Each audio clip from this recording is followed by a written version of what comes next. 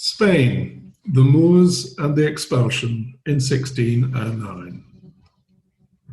Before a trip to Elche, just south of Alicante, and just before the first lockdown, I was surprised to find myself realizing that effectively Elche is a city. It has a population of 200,000 plus, a basilica and a university, and its famous Palmeral is deservedly a World Heritage Site. Before making the trip, I read a paragraph in Wikipedia. Elche lost importance during the period of Moorish occupation, when it was moved slightly north to its present location. James II of Aragon took the city from the Moors in the 13th century during the Reconquista. The city grew throughout the 18th century and became more important during the 19th century with the arrival of the railway and the booming industrial development of what used to be the traditional footwear industry. The original Elche was located at the Alcudia site, just south of the city borders. It's where the Spanish icon of the Iberian race, La Dama de Elche, was found. Alcudia has Roman remains. They named it Ilithi, and it was for a time the capital of the Contestani, i.e. the whole province. On the departure of the Romans, the Visigoths used the site. There is, however, no evidence of Moorish occupation. They moved to a more logical location on the river Vinalopó, 5 kilometers north of Alcudia. It's those words, lost importance, though, in the Wikipedia entry that puzzled me. In fact, it brought to mind the well-known Monty Python sketch. Imagine a tertulia, a disconsolate illicitianos in a bar on the banks of the Vinalopó around about 1600 AD. I mean to say, what have the Moors ever done for us? Yeah. Well, I don't know. Well, they did establish the city where it is now, on the river, not where it was before. Oh, yes, of course they did that. We all know that. But I mean, apart from founding the city, what have they ever done for us? Irrigation. I mean, they really knew about irrigation. What? I mean, it's made a hell of a difference, the irrigation. Yeah, they were very clever with that. And then, of course, they brought the palm trees. And oranges. And lemons. Look, I know all that, but apart from founding the city, bringing in irrigation, palm trees, and bloody citrus fruit. And dates. All right, citrus fruit and dates. Street lighting. They were very good at street lighting. And so on. The Moors also added some 6,000 words to the Spanish language. Created the now World Heritage Sites of the Alhambra, the Seville Alcazar, the Mesquita from Cordoba, and the fortress at Almeria. They founded the first university in Europe at Cordoba and developed the science of astronomy.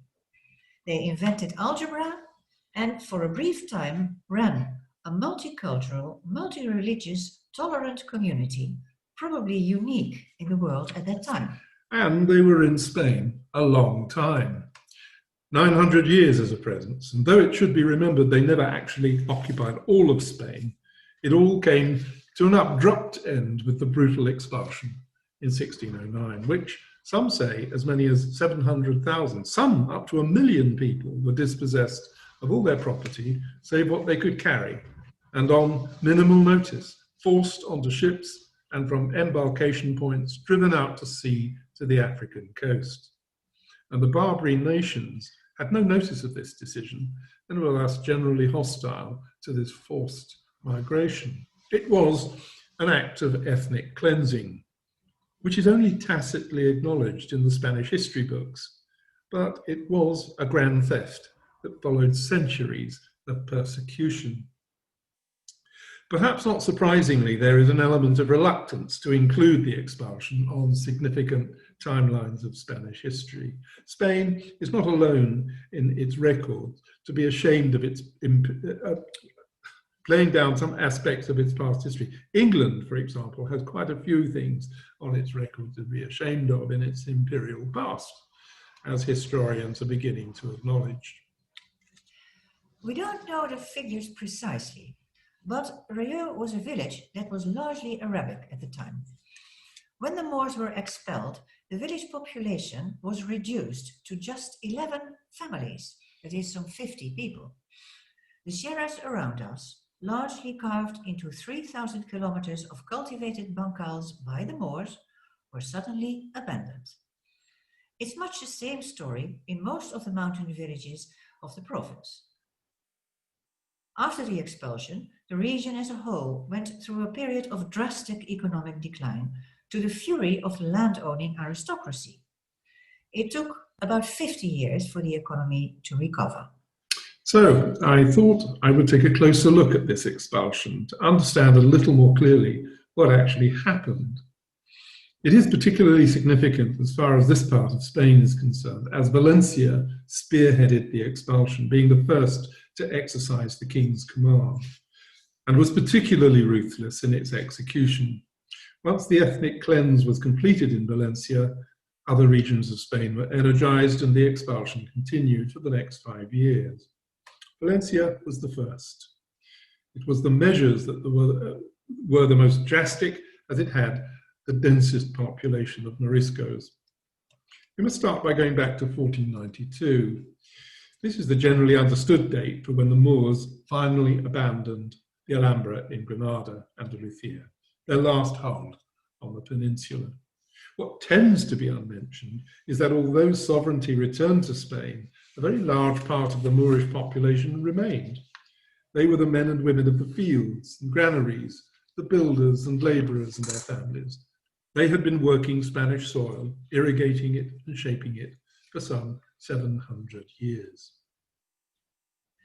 The conqueror of these so-called infidel Saracens in 1492 was the court of Isabel and Ferdinand, a welding together by marriage of the two important kingdoms of Spain, Castile and Aragon, both staunchly Catholic, with a church led by the dogmatic and eventually ruthless Inquisition. Thus began the fierce de-Islamification of the remnant Moorish population. The process began mildly. Their separate beliefs respected, provided additional taxes were paid by the Muslims. But the Inquisition gradually introduced level after level of controls that pretty soon became persecution. A fine analysis of this gradual intensification of persecution can be found in Matthew Carr's very readable Blood and Faith. Looking at our local situation, it should be borne in mind that Valencia had fallen to the Catholic forces of Aragon and Catalonia in 1238, after 524 years of often chaotic rule by various Moorish kingdoms. And the period 1400 to 1500 was Valencia's most prosperous time, when it was second in size on the peninsula only to Lisbon, and certainly one of the largest Mediterranean cities. Much of its wealth was based on the slave trade. And from 1522, all Moors in the province were required to convert to Catholicism. Once converted, they were known as the Moriscos. Despite this action, which was rigorously enforced, many Moriscos paid lip service to Catholicism, but privately retained their Islamic beliefs. This was a constant bone of contention. One particular problem endured by the Valencians, particularly those in Cullera, Denia and Gandia, was frequent attacks from the Barbary pirates, also known as the Corsairs, led by the infamous Dragut.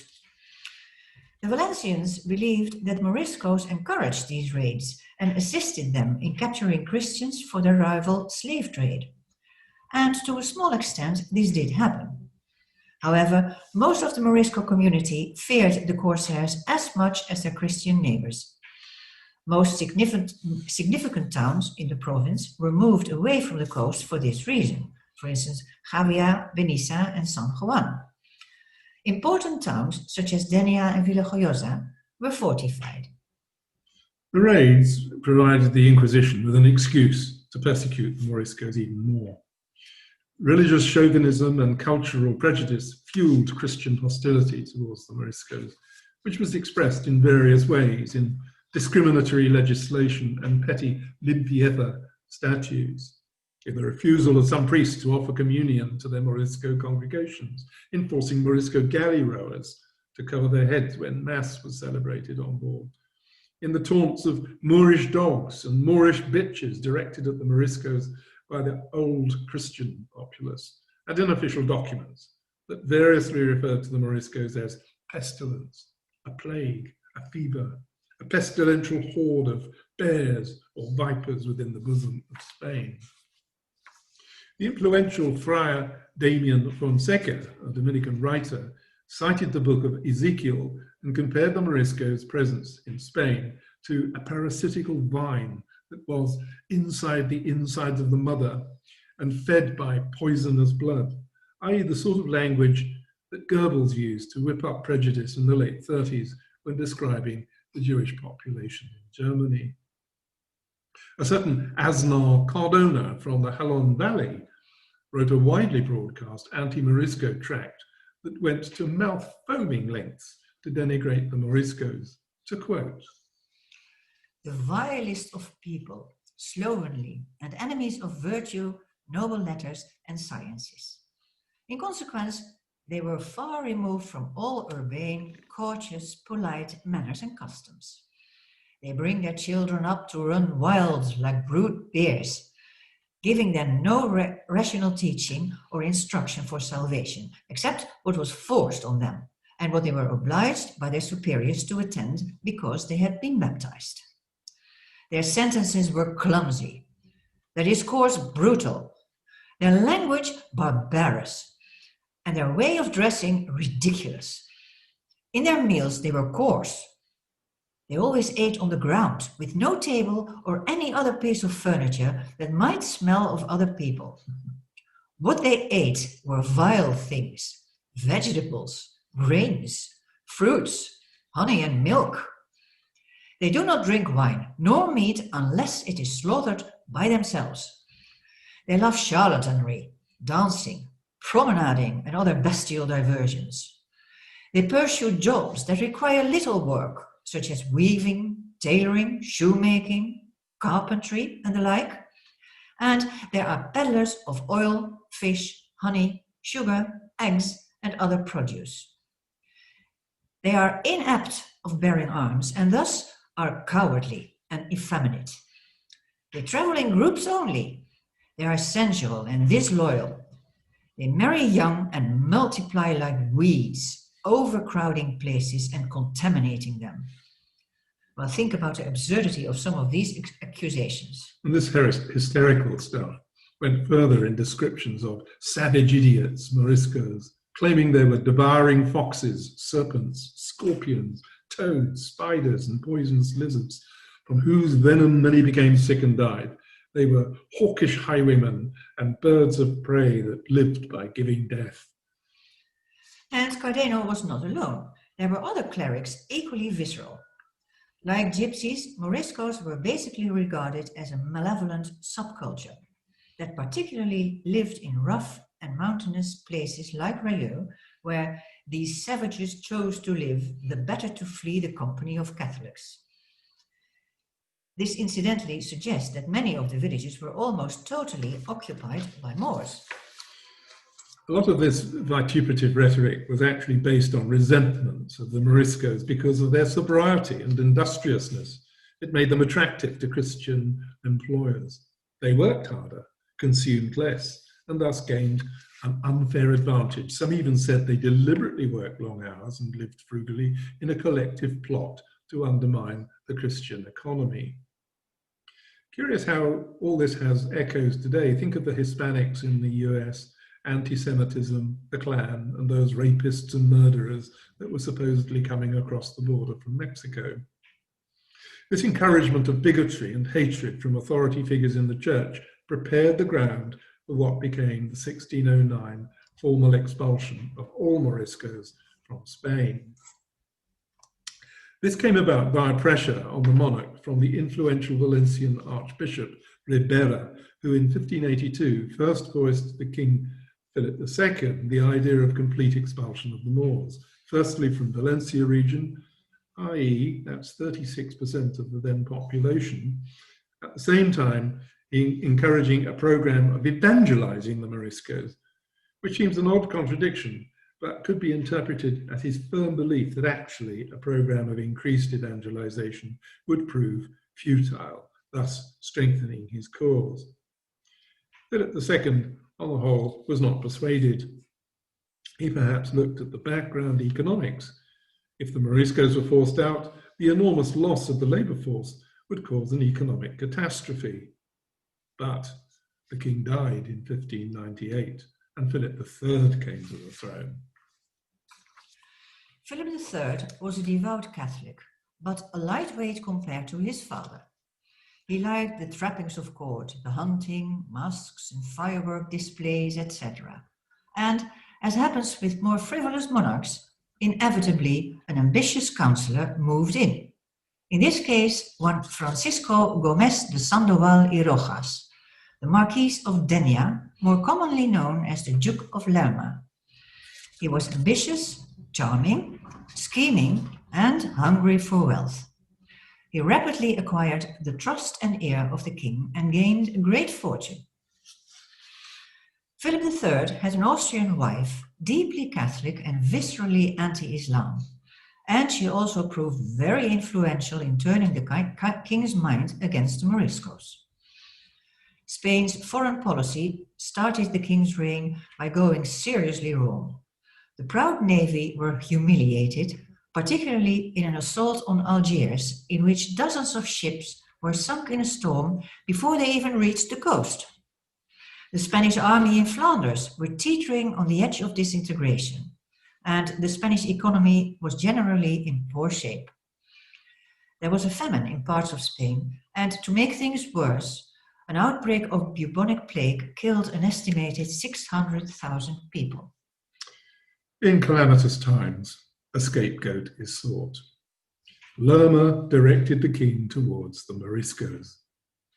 His home province of Valencia was enduring a particularly dangerous period of lawlessness and murder. The Moriscos were blamed. This was made worse by the Barbary coast attacks mentioned earlier. The Inquisition spread the view that the forces of Islam were preparing an invasion in conjunction with Henry IV of France, i.e. fake news. Bogus religious prophecies were broadcast, suggesting that the recent disasters reflected God's wrath that nothing had been done about the presence of the Moriscos in Spain. All this manufactured a general anxiety in the Christian population, who began to see the Moriscos as a threat to stability and personal safety. This was designed to soften resistance to the drastic measures of planned property seizure and expulsion of the entire Morisco population. The king hesitated. Several initiatives were taken to recharge the drive to evangelize the Morisco population.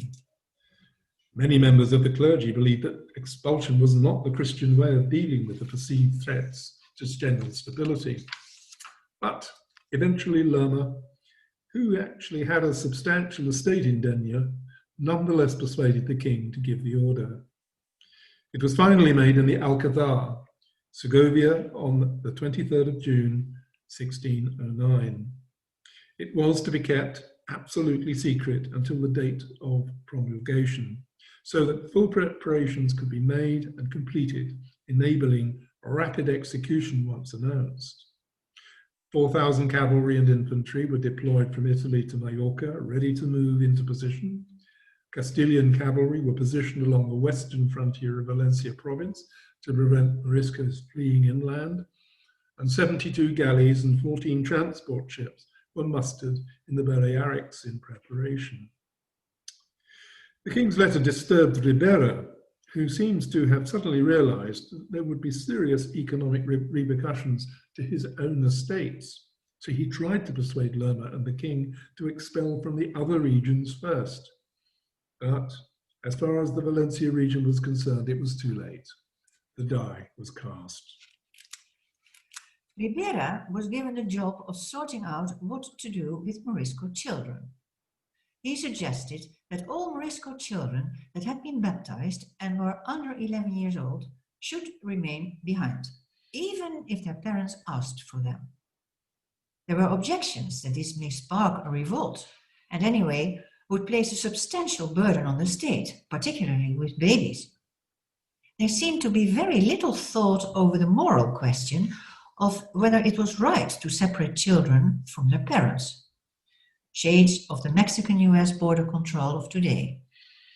So, on the morning of the 24th of September 1609, the decree was made public. Town criers walked the streets of Valencia, proclaiming the expulsion, accompanied by trumpet fanfares and drum rolls. In his decree, Philip III accused the Morisco population of heresy, apostasy, and divine and human lèse-majesty, and the intention to expel them to the coasts of Barbary was to ensure the conservation and security of his realms. All Moriscos were given 3 days' notice to withdraw to their houses and await the royal commissioners who would lead them to their assigned ports of embarkation. There were exceptions. In particular, 6 out of every 100 could remain temporarily to provide expertise and guidance to old Christian settlers, that is, those who were taking their property. Within a few days, all the Moriscos in the region were aware of the decree. Ribera prayed for a good and brief end to this business. Soldiers appeared in all the cities and towns in a show of force, and gallows were constructed at the side of the road as a warning to Moriscos considering resistance. The Christian population initially welcomed the decree, but there was also fear of the possibility of a Moorish rebellion and a real despair amongst landowners who were losing their workforce and were thus threatened with economic ruin. To calm doubts, Ribera gave a passionate sermon in Valencia Cathedral on the 27th of September, which praised the king's decision to rid themselves of these domestic enemies who wished to drink our blood and take over Spain. He promised that the churches of Valencia that were filled with dragons and wild beasts would now receive angels and seraphims as the Moors were expelled. Lerma was vocal in support of the monarch and congratulated Ribera on his sermon, ordering hundreds of copies printed for general circulation. The reaction amongst the Moriscos was varied. Those in remoter settlements, such as Relleu, would have heard rumours only, so when the decree became known to them, it was a bombshell. One can imagine the commotion in the plaza in front of what was then the mosque. There would have been many in shock and despair. As mentioned, the village was very largely of Moorish occupation and had been for 600 years. The castle, for example, was built by the Moors in the 10th century. However, there is no historical record of what protests were made or of exact numbers. There were some Moriscos who welcomed the news. They would be returning to lands where they could freely follow their customs and religious beliefs. Some other Moriscos had converted to Christianity for real, and they protested and petitioned frantically for exemption. Some even refused to leave under threats of execution, saying they preferred to die as Christians than return to Muslim lands. But these appeals were mostly rejected. The majority, it seems, accepted the decree with resignation and began frantic preparations for departure. Houses were put up for sale. Cattle, sheep, and livestock were driven to the market, but it was, of course, a buyer's market. Some Christians complained that the Moriscos were selling the very nails holding their houses together, thus damaging goods they expected to take from them. Ribera sympathized with the Christians, complaining that the Moriscos should not be rewarded as if they were victors, and measures were started, but generally authorities were frightened of provoking a rebellion, so controls were very low-key. Within days of the proclamation, Moriscos were arriving at the embarkation points. On October the 3rd, for example, 3,802 Moriscos sailed from Denia bound for Oran, and 3 days later, another 8,000 left Alicante. In a Valencia art gallery, in a basement there, and rarely displayed, there are 6 grand paintings by Vicente Mostre and Pere Juan Oromig, depicting the embarkation points in Alicante, Valencia, 2 of Denia, 1 imagining the arrival of ships in Oran, and 1 I will come to, depicting the final defiant stand at the head of the Jalón Valley on the ridge of Sierra Peñal. At embarkation points, poignant and tragic scenes could be seen on the quaysides. Many Christians pleaded with the Moriscos to leave their children behind. There is a scene depicted in the Mostre painting of embarkation at Denia, illustrating a father saying farewell to his young daughter who was to be retained by a rich Christian family, all of whom seemed to raise their eyes to heaven, or possibly in shame, is subject to this poem in the voice of the young Morisco girl and composed by the Valencian poet Robert Archer. Abandoned. Relleu de Valencia, 1610, after Pierre Juan Oromig. Father said that when the moment came to go, they turned their backs, just left it all behind. Our centuries and centuries of toil, he said, that pushed back holm oak, pine and shrub, that silenced forever the wolf and bear, laid out our villages with its squares, the close curved streets, its tower and mosque, the studied geography of light and shade and overhang, just left it all behind. And honeying bees that murmur round the hides, the swollen udders of our herded goats, the taut dogs straining at the leash. They'd left the gush and bubble of the water, channeled from its rising in the endless spring, to seek out thirst in every root, to plump the grains and orchard fruits, to swill round plots of good and being, trickling to vine and fig and carob tree, to ancient olives, spaced and prune, or stands of cane that rattle in the wind, the mulberries with their silk secreting worms. I'd never seen my father weep before. He knelt there at my feet and clasped my hands while I just stared in wonder at the teeming shore, at hills and valleys emptied of our folk, the rolled up bundles with the flotsam of a life, the pitching galleys fed by many boats. And me, with my new clothes, new family, old Christians, but kind. I can't remember now the moment when my father turned his back and walked away to join my kin and left his child behind, safe in his country and in the arms of Leila Malien, who let this happen. Sometimes on the quayside there were scenes of a curious gaiety. As mentioned, some Moriscos welcomed departure. In the Denia painting there are scenes of wrestling matches and a festive atmosphere seems to prevail. Possibly the painting was intended to be used as propaganda. But for the majority of the Moriscos, this was a massive trauma. The Duke of Gandia was one local landowner who tried to ensure that his Morisco vassals had a fair crossing, and he offered 6 families out of each 100 a contract to remain. But the Moriscos stoutly refused that charity. His former vassals were contemptuous to the whole Spanish attitude.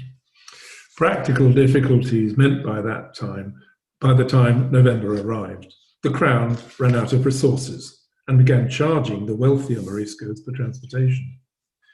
As it was late in the year, many ships sailed into storms, and some ships sunk. Others were attacked by pirates. Some Moriscos, once they were on the high seas, were attacked by the crew transporting them. This particularly occurred on private ships hired by the Crown. These included mercenary ships from England, France, and Italy. Some Moriscos initially preferred these private ships, believing they were less likely to be abused. They were very mistaken. In one case, all the Moriscos on board were first robbed, the women raped, then all finally murdered and thrown overboard. And the Moriscos were by no means welcome when they arrived. The areas along the coast in question had no warnings of this mass migration, and the sudden arrival of tens of thousands of essentially desperate refugees was far from welcome. Tribal regions were particularly dangerous. News of these difficulties filtered back to Spain, and in consequence, the Moriscos remaining and awaiting embarkation began to protest. In the case of the Moriscos in the Jalón Valley, this fired revolt. Some 20,000 Moriscos, along with their cattle and possessions, killed local Christians and any Morisco who sympathized with the expulsion. And then they retreated across the river plain to the inaccessible sierras of La Guate. A similar fierce insurrection also occurred in Aurora Valley near Valencia, on the estates of the Marquis de Dos Aguas. In La Guate, a king was elected, one Millini, a miller from Guadalest. The Spaniards appointed the veteran general Agustin Meijas to lead their forces of 5,000 battle-hardened tercios. His first step was to offer the safe passage to the embarkation ports. This was contemptuously refused. The tercios then pursued the Moriscos into the inland sierras of the La Guate Valley. This mountainous area heads the flat coastal plain that runs down to the coast south of Mongo. The plain comprises rich Secano farmland, now primarily down to olive trees and citrus trees, and no doubt it was intensely farmed at the time of the expulsion. It proved a mustering point for the Moriscos from the valley and surrounding areas prepared to resist the expulsion. There were some provocative incidents. A Christian church was burned down in the village of Fageca, and there was a skirmish in the remote Patrocas ravine. Whenever you go there, you should have a look to the amazing prehistoric wall paintings that are in that ravine. General Meijas was ordered to dispatch his force of well-trained, experienced soldiers, the tercios, to quell the Moriscos, and they marched across the coastal flatlands in rope-soled sandals, which proved uncomfortable once they reached the lower slopes of La Guarte. They came across a statue of the Virgin Mary that had been hacked and desecrated, and this, and the rope-soled sandals, particularly infuriated Meijas and his foot-soled troops. The Moriscos, 17,000 of them, were gathered at a flimsy castle on the eastern slopes at the head of the Sierra Peñon, a long ridge, sierra, that runs east-west and divides the La Guarte Valley from the Jalón, also known as the Pop Valley. Here, Illini decided to make their stand. There is an attractive little village there now, named Murla, with a peculiar oddity. 2 stone circular towers, either corner of a squat stone fortress with deeply recessed windows. This is the village church of San Miguel Arcangel, now referred to as Castillo Pop. For many years, this was a Moorish fortress, but following the Reconquest, it had fallen into Christian hands. In 1609, the actual Moors' defensive position was on the slopes of the Peña Roja that rises sharply above the village. It's shown here in Pierre Oromic's extraordinary painting depicting this confrontation. You can see the village of Murla in the right foreground and the Castillo near the top of the Peñón. The painting is fanciful geographically, but it does approximately correspond to the situation. There is now a chapel halfway up the slope and a cross at the top. The Moriscos defended themselves with stones, slings, and crossbows, and there was no way they could get supplies. The ridge behind them was perilously narrow, with virtually vertical walls on one side. There's a footpath along the top nowadays, but warnings are given never to walk alone, and only if you're experienced and have some rock climbing skill. Meijas's forces mercilessly massacred Moriscos that were still on the plain beneath the Sierra, in all some 3,000 men, women and children. Antonio de Corral y Rojas, a soldier participating in the campaign, described how the arms of the soldiers were covered in the blood of innocents, women and children. Some Moriscos fought as best they could, but many of them died on their knees, pleading for mercy. And according to the writer Damian Fonseca, the Dominion monk, who wrote a popular description of the expulsions, he claimed the Moriscos were not deserving of mercy. They are those who had always used it badly. Mechas's forces lost just one man. So the main force of the Moriscos occupied the heights of the Sierra under the leadership of Millini. A decision was made by the Spanish forces to simply starve them out. The legend of the Green Horse is rooted in this final stand.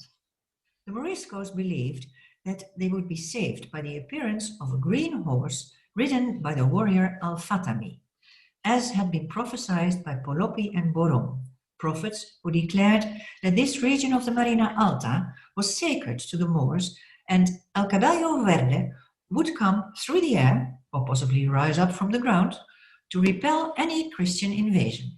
Curiously, there's a Japanese computer game, Zelda and the Green Horse, and it's enormously popular with many fanatical followers. The game is set in medieval Europe, so possibly there's some linkage there.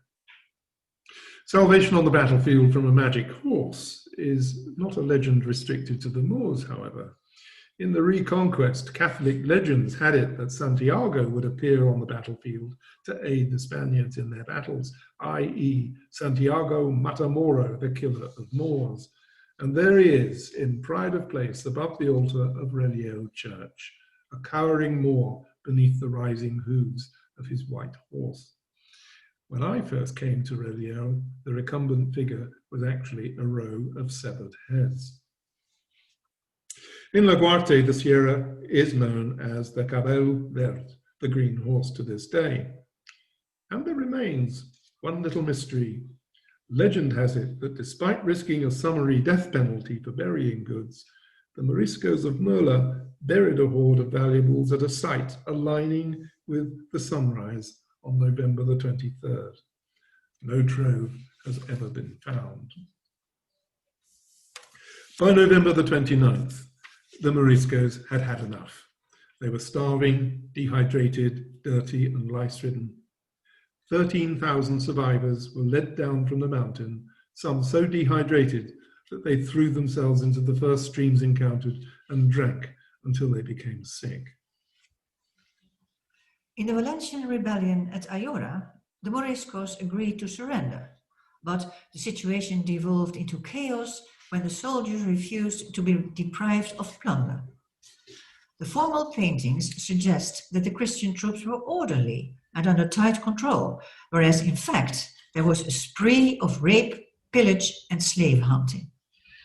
3,000 Moriscos arrived at the embarkation point, at the point of starvation. Damian Fonseca referred to all this as an agreeable Holocaust. Meanwhile, the king was being feted by Lope de Vega with an adulatory play. At the very time the Moriscos were being massacred in La Guarte, the Madrid court had a major fiesta with bullfights, horseback masquerade and everything. And Juan de la Ribera, who had voiced some doubts over the morality of the expulsion, cast these aside and declared, "Every day our Lord brings us new miracles regarding this business." However, it is reported by his biographers that on his deathbed he was stricken with guilt over the economic ruin the expulsion brought on many Christians who blamed him for it. But there's no suggestion that he felt any remorse for the 124,000 Valencian Moriscos uprooted from their homes on minimal notice, their property taken and sent across the sea to a largely hostile reception. And what of Relleu during this turbulent time? In Conocer un Pueblo, the history of the village, Alejandro Sandra describes the feudal system that operated at the time. All arrangements favored what Sandra calls old Christians, who were very much the minority of the village. In 1520, a formal census reported that there were 170 households, all Morisco, that is, new Christians. However, it is acknowledged that there were some households of old Christians. One imagines little changed in the years before the expulsion. The probability is that the old Christians owned all the best farmland in the valley. That was the usual arrangement. The less workable land was farmed by the Moriscos. There is little doubt that the 3,000 kilometers of bancals in Relleu comarque are almost all the product of Morisco labor and ingenuity, as they made the best of difficult terrain.